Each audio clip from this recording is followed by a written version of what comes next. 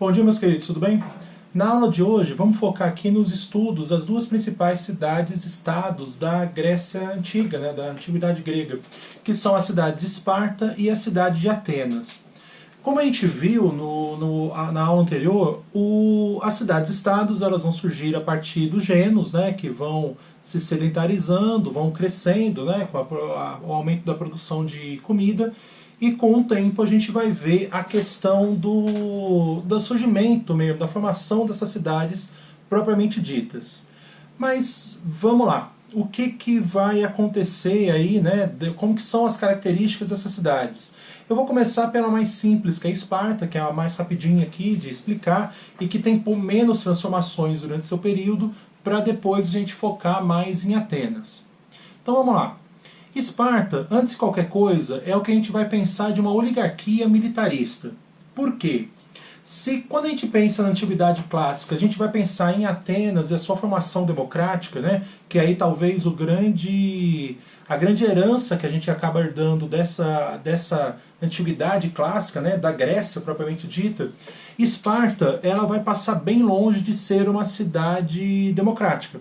É uma cidade que durante todo o seu período de auge, todo o período aí da civilização grega, vai ser marcada por uma monarquia, que na verdade ali era uma diarquia.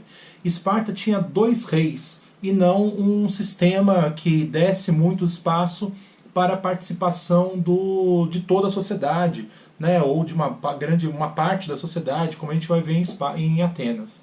Mas vamos lá. É uma cidade que fica na península do Peloponeso, ela fica muito mais centralizada na península do Peloponeso, não é uma cidade costeira, por exemplo, como era o caso de Atenas, e isso vai fazer com que a cidade ela fique muito mais restrita ali. Esparta era uma cidade que vivia da produção de alimentos, da agricultura, e essa produção de alimento realizada por escravos, que a gente já vai falar melhor aí dessa questão da sociedade. Agora, ela não tem um crescimento. Em comparação com Atenas, que tem essa cidade que vai crescer, que vai se tornar um grande símbolo aí da própria antiguidade, Esparta era basicamente uma grande vila. Assim. Eram focos ali de alguns pequenos centros urbanos, que davam essa ideia da cidade-estado de Esparta. Mas por que eles não se desenvolveram? Por que eles não, se eles faziam guerras, por que eles não conquistaram as coisas? Porque literalmente eles não estavam interessados. O primeiro grande ponto aqui para a gente entender sobre Esparta é muito nessa ideia do que importava para eles. Importava era a guerra. Qualquer coisa que não fosse ajudá-los num campo de batalha para vencer uma guerra, para eles era desnecessário. Então os espartanos não estavam interessados em fazer palácios grandiosos, templos maravilhosos, estátuas, embelezar as coisas. Porque isso para eles não ia significar nada. Valia muito mais a pena você gastar o dinheiro para comprar espada, escudo, para você melhorar a sua capacidade militar, do que simplesmente fazer uma cidade mais bonita. Os espartanos viviam com o mínimo necessário para a sua sobrevivência, mas formaram o melhor exército todos os tempos. Ou, pelo menos na antiguidade, é difícil a gente comparar exércitos, até porque as tecnologias mudam bastante. Mas vamos voltar então. A nível político, como é que funciona essa cidade? Ela vai ser governada por 2 reis, é uma diarquia, mas os reis não são reis com poderes ilimitados. Assim. Na prática, eles vão comandar o exército, um rei vai ficar para o exército, outro rei vai cuidar mais das cerimônias religiosas. Mas o grande órgão mesmo, o grande centro de poder de Esparta vai estar na Jerúsia.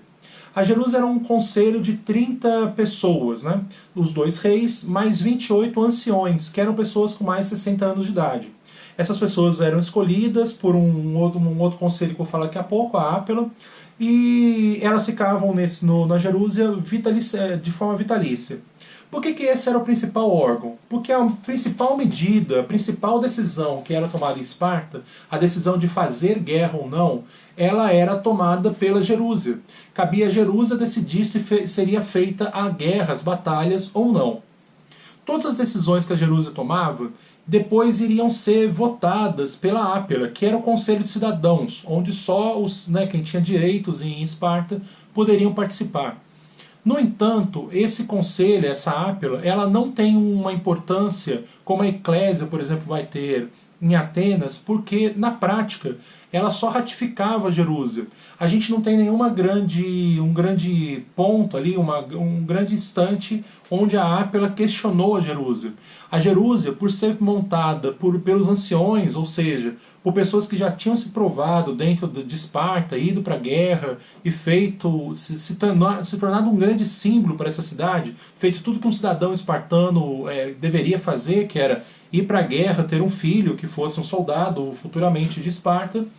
Esses caras não eram questionados. Se eles falaram assim, vamos fazer uma guerra, então vamos fazer uma guerra.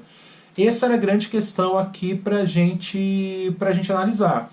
A Ápila, apesar de ela poder ratificar, na prática, ela sempre só aceitava tudo que a Jerusa mandava. Logo, a Jerusa se transformava no principal ponto da política espartana. No entanto, você também tinha o eforato. A Jerusa, a cada ano, escolhia 5 éforos, que eles vão funcionar meio como que os prefeitos, eles vão cuidar meio que da administração da cidade. Então eles vão garantir que as leis estejam valendo, eles vão garantir que a cidade seja cuidada, eles vão garantir que, até no sentido quase social. Então, por exemplo, os esparciatas, que eram cidadãos espartanos, eles tinham que, com pouca idade, começar a treinar para a guerra. Quem fazia esse treinamento eram os éforos. Cabia aos éforos também trazer essas crianças para o treinamento. Então você tinha um papel de bastante destaque para o eforato. Assim, na prática, as decisões eram feitas por eles, mas quem tomava as decisões era a Jerúsia.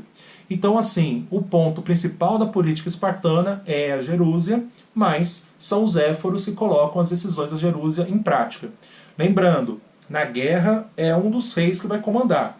Os éforos, nesse caso, eles vão servir, no sentido da guerra, eles vão servir meio como os estrategistas, assim, eles vão ajudar ali na disposição do exército e assim por diante. Beleza? A sociedade espartana, como é que vai ficar organizada? São 3 grupos. A gente tem os esparciatas, que são os cidadãos. Você tinha que, para ser um cidadão espartano, você tinha que ser filho de esparciatas, e no final das contas, isso, assim. Eles também eram chamados muitas vezes de iguais, porque eles eram considerados iguais dentro dessa sociedade espartana, mas iguais no sentido de terem direitos, enquanto os outros 2 grupos que a gente vai falar não têm. O esparciata, ele tem algumas limitações. Essas limitações são, eles não podem deixar a cidade e eles não podem ter outros empregos, eles não podem ter um emprego produtivo, vamos dizer assim. Eles podem ser soldados. E no final das contas é o que eles são. O esparciata, antes de qualquer coisa, ele está disposto a morrer, ele está disposto a treinar. A única função desse cara, num sentido de o que ele espera da vida dele, é a ideia da guerra. Eles são treinados desde criança pelo próprio Estado para isso e são formados como grandes guerreiros. Assim. Na prática, a gente vai ver que Esparta ela tem um exército permanente, no sentido de que todos os esparciatas eram soldados. Então, assim, se as outras cidades, no instante que elas eram ameaçadas, no instante que você tinha algum problema, se formava um exército, o exército espartano estava sempre lá. E como eles não faziam nenhuma atividade produtiva, eles dependiam muito dos escravos para a sua produção econômica. Então, para trabalhar na fazenda, tudo era baseado no trabalho escravo. Para conseguir escravos, eles precisavam fazer guerras. Então, boa parte da vida de um espartano vai ser num campo de batalha, segurando uma espada e ganhando as guerras. Assim, como eles eram muito bem treinados, eles literalmente, boa parte das guerras, eles ganhavam. Então, o ponto principal desses esparciatas é isso. Eles são cidadãos, e quando eu falo cidadão é no sentido de ter direitos e deveres, no caso. Então, eles são de cidadãos espartanos, compõem um exército espartano e boa parte do seu tempo eles estão em guerra. Havia também o grupo dos periecos, que eram os homens livres que viviam na cidade de Esparta. Originalmente seriam os habitantes daquela região. Pela ideia da formação da cidade, a gente tem uma impressão de que são povos, os esparciatas seriam descendentes dos povos que conquistaram a região, e esses povos que foram conquistados, eles tiveram o direito, eles receberam o direito de poder viver na região ali da Península do Peloponeso, na região que surge a cidade de Esparta. Eles, podiam ser livres na cidade. Quando tinha uma guerra, eles compunham um exército de reserva, eles tinham que se alistar, né, servir a guerra, mas usualmente não era o ponto principal deles não. Boa parte deles vai se trabalhar como... Você tem até alguns com posse de terras, mas nesse caso são as terras menos férteis, mas boa parte deles vai estar na cidade como artesão, é o cara que vai fazer uma espada, um escudo, no final das contas, e comerciante. Como os espartanos não podiam deixar a cidade, boa parte do comércio, ou todo o comércio, vai ser feito pelos periecos. E o último grupo aí da sociedade espartana vão ser os ilotas, que são os escravos, que são os prisioneiros de guerra, no final das contas. Lembrando, Esparta estava sempre fazendo guerras para gerar um grande número de ilotas e manter a sua riqueza, o seu poderio, no final das contas. Né? Ter esse exército forte pressupõe ter comida, e eram os ilotas que produziam essa comida nas terras dos esparciatas, mas quem trabalhava mesmo eram os ilotas. Tinham muitas revoltas, tá?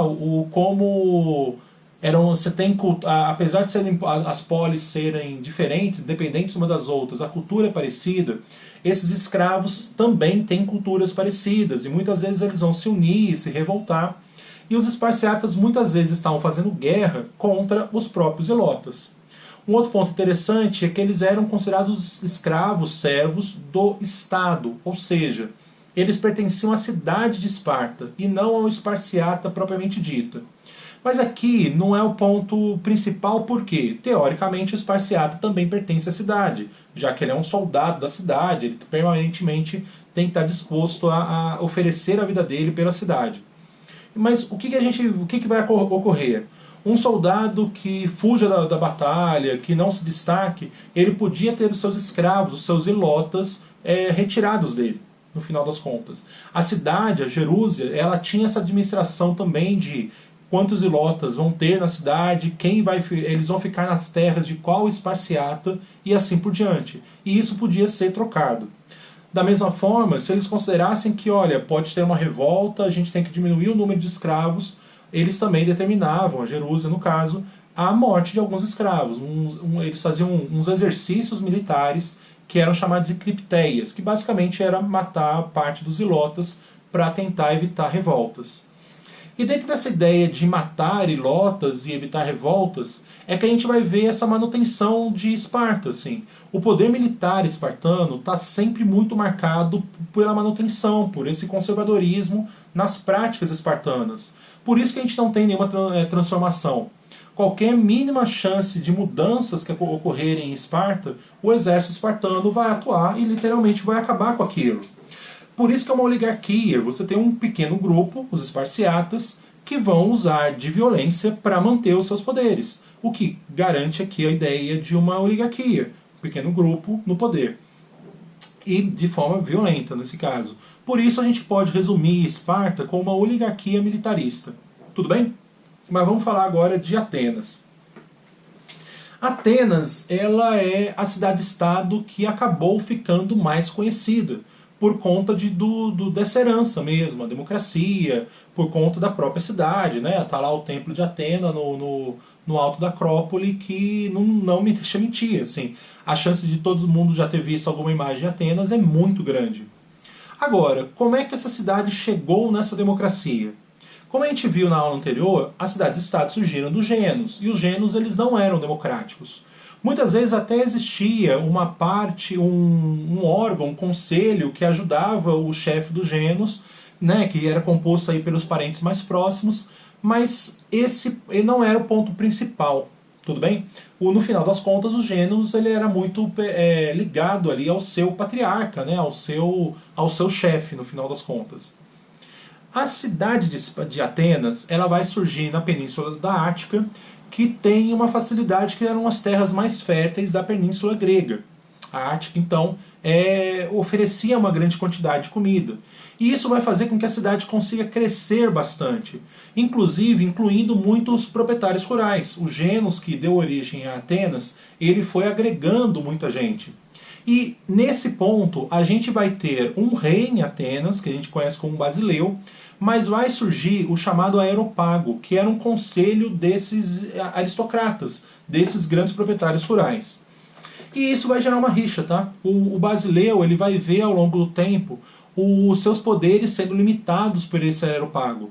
O grupo dos latifundiários vai conseguindo limitar o poder do Basileu. A princípio eles delimitam que não era mais um poder vitalício, que tinha um mandato para cumprir, e aí os basileus ficam 10 anos, depois esse número vai passar para 1 ano.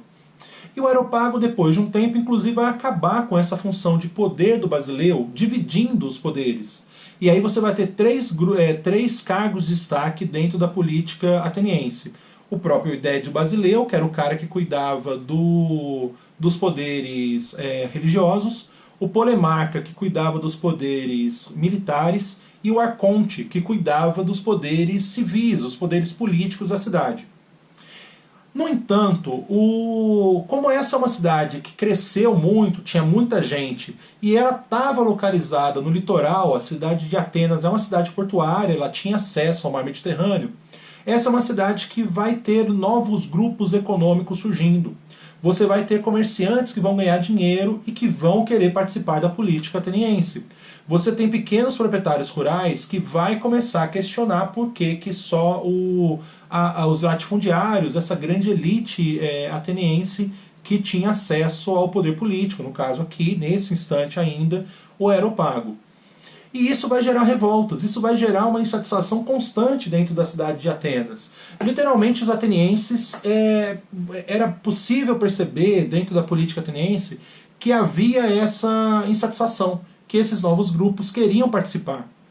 E é nesse ponto que a gente vai começar a falar da ideia dos transformadores, os reformadores da política ateniense, que vão abrir essa política, que vão permitir com que mais grupos comecem a participar dessa política ateniense.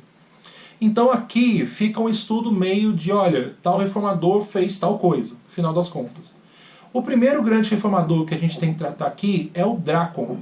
O Drácon, ele vai criar as primeiras leis escritas em Atenas. As leis eram extremamente severas, tanto que até hoje, quando a gente pensa numa lei que é uma lei cruel, que é uma lei violenta, a gente pode falar de uma lei draconiana. Então ele cria as primeiras leis, essas leis elas eram violentas, e um segundo ponto, elas ainda ajudavam a elite agrária, os aristocratas de Atenas. E aí pode gerar uma pergunta para vocês. Poxa, mas você está falando que tem novos grupos querendo participar, e aí você está falando que um cara que criou leis que facilitavam, que ajudavam o antigo grupo no poder, esse cara é importante para essa transformação? É. Porque até então valia o direito consuetudinário, que era o direito dos costumes. E aí o que acontece? Essa própria elite, eu vou começar a dar um nome, né? Eu vou explicar a parte da sociedade depois, mas seriam essa elite os eupátridas. Eram os próprios eupátridas que decidiam que era certo ou errado. No instante que você coloca as leis escritas, não era um papel, mas na hora que você cria as leis escritas, você abre espaço para que todos soubessem quais eram as leis. Ah, mas as leis são cruéis, mas a lei está lá. Eu sei a partir de agora quais são os limites do que eu posso fazer ou não, do que é permitido ou não, o que, sei lá, vai me levar a uma pena de morte ou não. E a partir desse ponto eu vou conseguir articular as minhas ações. Então, por mais que as leis fossem cruéis, por mais que as leis apoiassem só essa elite, elas estão escritas. Então não tem mais espaço por uma lei nova surgir do nada e literalmente prejudicar as classes mais inferiores, as classes mais baixas. E por prejudicar aqui, eu estou dizendo assim, eles continuam prejudicados, mas o nível de prejuízo foi ótimo, o nível de prejuízos que esses grupos vão sofrer vai ser limitado a partir de agora. Tudo bem? O segundo reformador que a gente vai falar vai ser o Solon. O Solon, ele vai lidar com o problema mais básico dessas disputas em Atenas, que era o problema da escravidão por dívida. Muitos desses pequenos proprietários ou os trabalhadores livres dentro de Atenas, em algum instante ficavam devendo para esses eupátridas. E no instante que eles ficavam devendo, eles podiam ser transformados em escravos. Eles podiam assinar meio que um contrato a qual você trabalharia para um eupátrida por um período de tempo para pagar as suas dívidas. No entanto, enquanto eu estava trabalhando para esse eupátrida pagar as dívidas anteriores, eu virava um escravo para pagar essas dívidas, eu literalmente criava mais dívidas. E é assim, quando você virava um escravo de dívidas, basicamente você era um escravo de dívidas eternamente. Então o Solon, ele cria novas leis para literalmente acabar com essa possibilidade. A partir de agora não tem mais escravidão em dívidas, né, por dívidas dentro de Atenas. E isso já muda bastante esse panorama político. No entanto, não é a única coisa que o Solon fez. O Solon ele vai dividir a cidade em 4 grupos censitários. O que acontece? Até então, a cidade ela tinha o grupo, a sua sociedade. E é isso assim, estudar a sociedade ateniense, ela tem esse probleminha, assim, porque ela não é tão fechada. A gente vai ver essas mudanças políticas modificando a própria estrutura social de Atenas. Por isso que eu deixei para falar sobre a sociedade ateniense depois. Mas vamos voltar aí. Você tinha até então a ideia da própria divisão dos gêneros. Olha, quem tem terras, quem tem a ligação com a elite, né, com os patriarcas que formaram essa cidade, eles mandam na cidade. O que o Solon faz? Ele vai dividir a sociedade em 4 grupos baseado na quantidade de dinheiro que cada um desses grupos conseguiria gerar. Os mais ricos vão ficar no grupo mais alto, os mais pobres no grupo mais baixo. No entanto, os cargos políticos seriam divididos a partir desses grupos. Então os arcontes vão vir dos grupos mais ricos, os cargos mais básicos de Atenas vão vir dos grupos mais pobres. O grupo mais pobre não tinha acesso ao arconte, mas aqui a gente também tem que entender a transformação. Ele deu espaço para os mais pobres também participarem da política ateniense.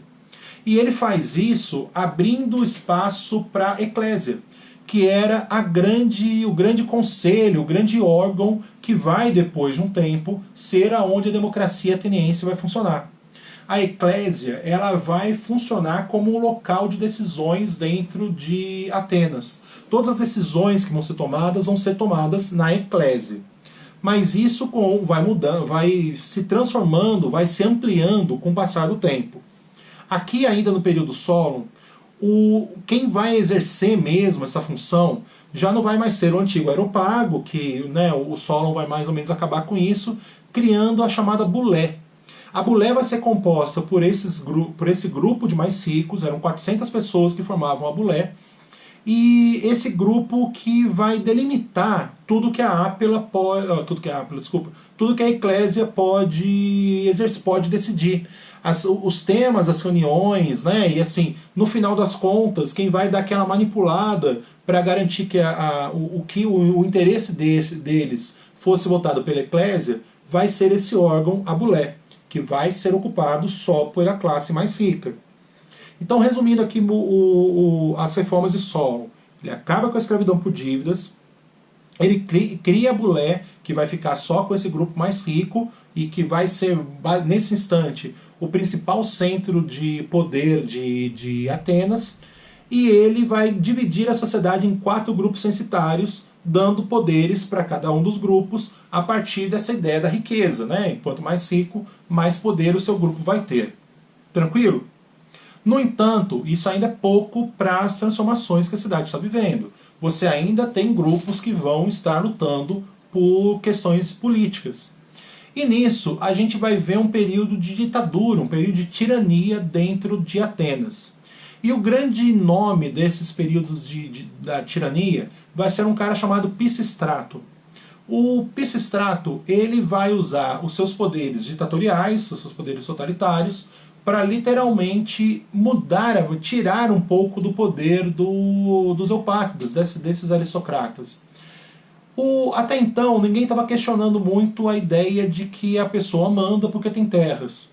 O Pisístrato ele vem um pouco nisso, assim, ele vai pegar as terras dos eupátridas que tinham ido embora por algum motivo, assim, ou que tinham...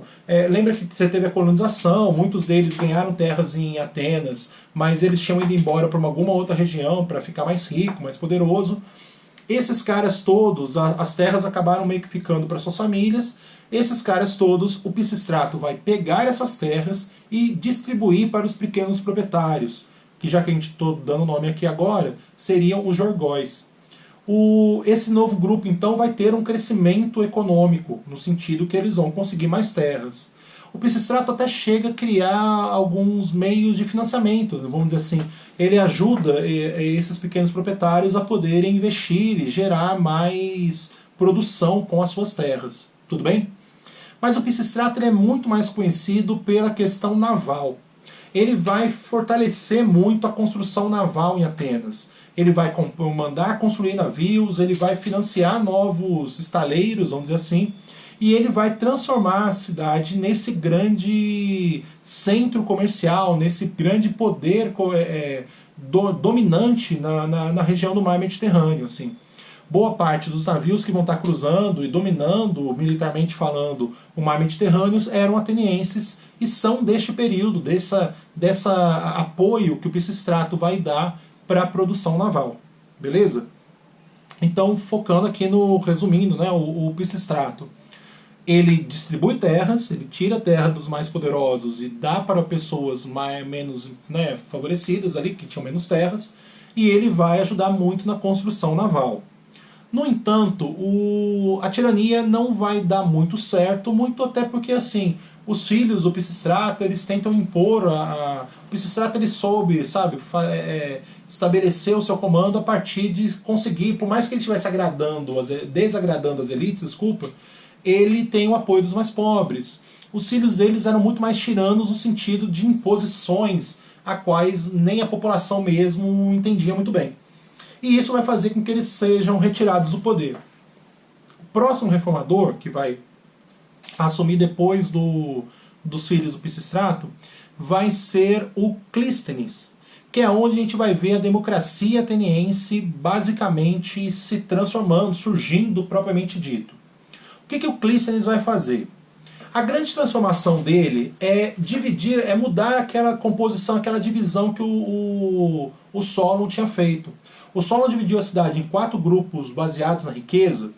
O Clístenes vai dividir a cidade em 10 grupos baseado no domicílio, onde eles moravam.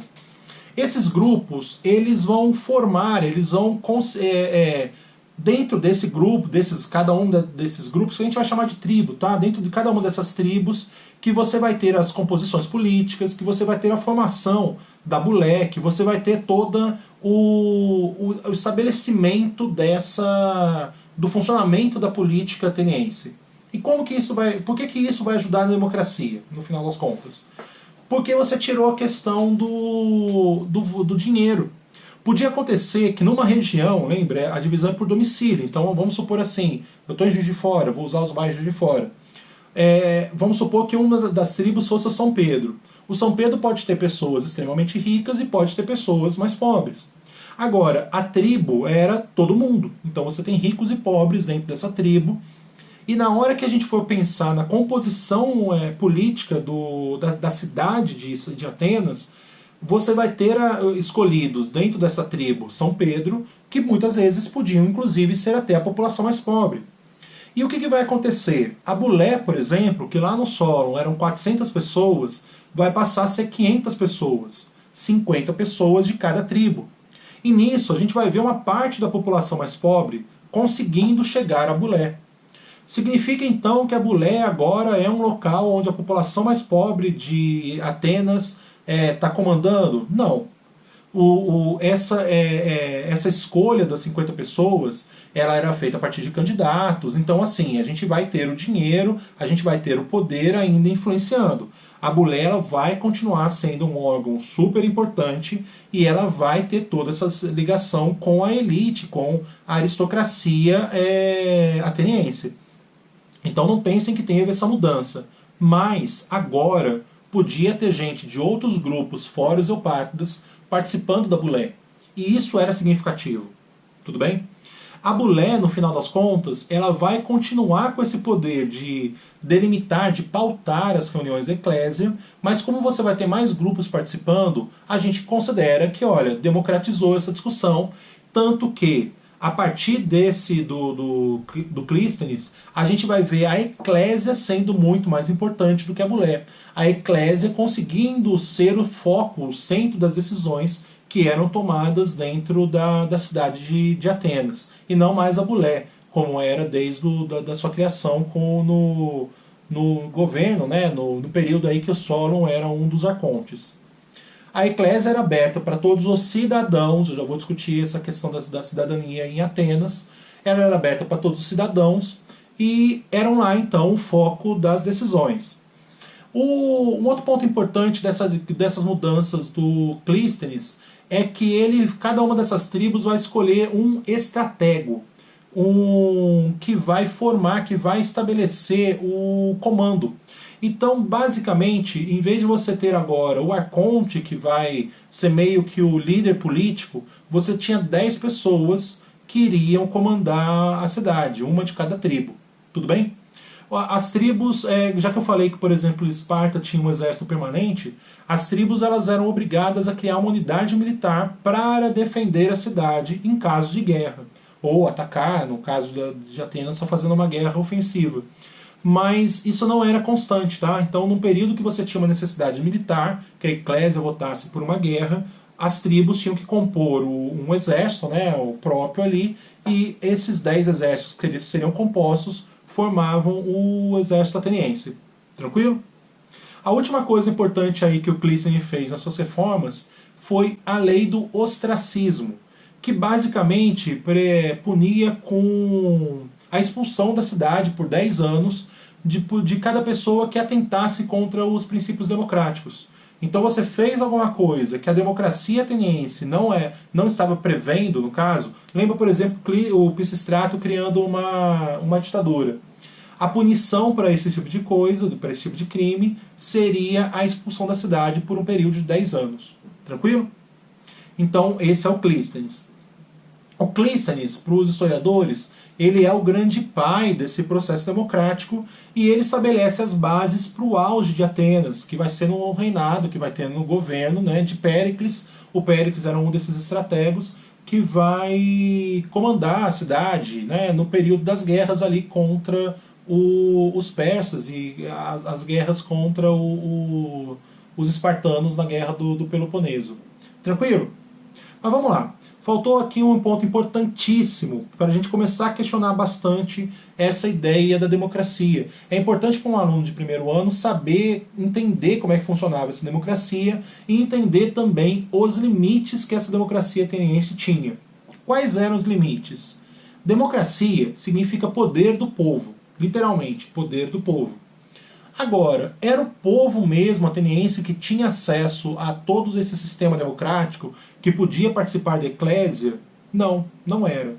Boa parte da sociedade ateniense não tinha acesso. Por exemplo, os estrangeiros. Atenas era uma cidade que, por fazer comércio, por ter terras férteis, ter uma produção agrícola significativa, ela tinha muita chegada de pessoas novas, que tinham direitos, elas podiam exercer profissões, elas podiam ser livres, elas pagavam impostos, mas elas não podiam participar da política ateniense. Elas também não podiam adquirir terras, tá? As terras eram só para um ateniense propriamente dito, ele nasceu e filho de atenienses.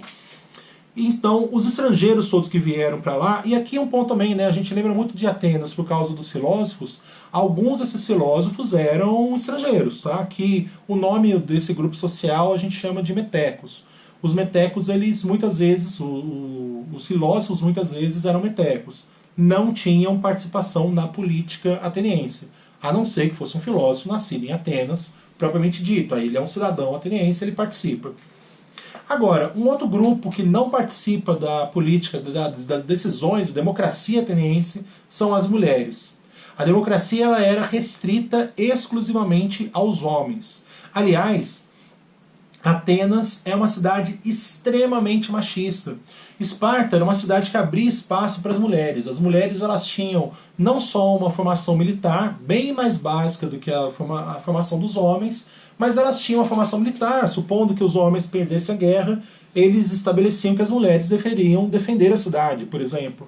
E as mulheres espartanas também recebiam conhecimentos, elas também aprendiam sobre os cuidados com a cidade, a administração da própria cidade, no sentido de que, quando os homens iam para a guerra, elas tinham que cuidar da cidade.